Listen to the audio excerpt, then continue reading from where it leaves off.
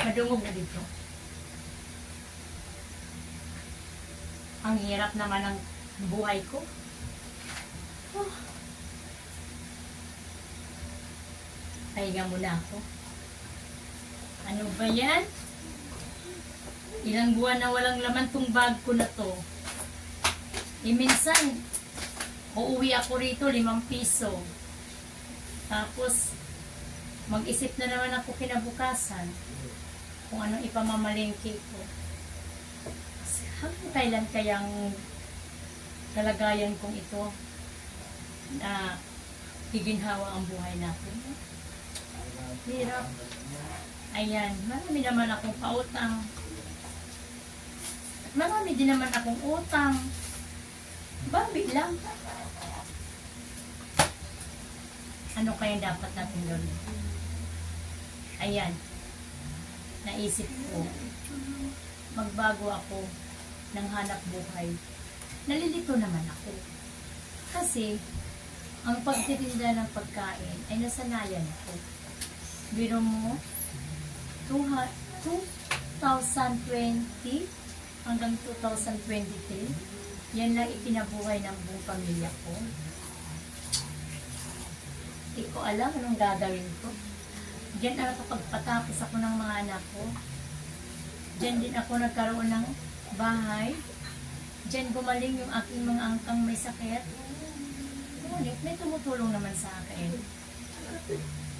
Yung taong tagapagtanggol ko. Di ko lang alam bakit ngayon hindi na. Wala nang tagapagtanggol ko. Na-bankrupt. Oh my God.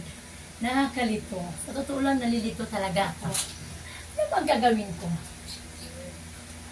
Ay, Diyos ko. Yan. Ayoko nga. Ayan, wala na naman akong gas. Wala na naman akong gas. Wala na naman akong pera. Wala na naman akong pamamalingki bukas. Ano ba yan? Nakakalito. Masakit ang ulo ko. Diba? Ang hirap isipin.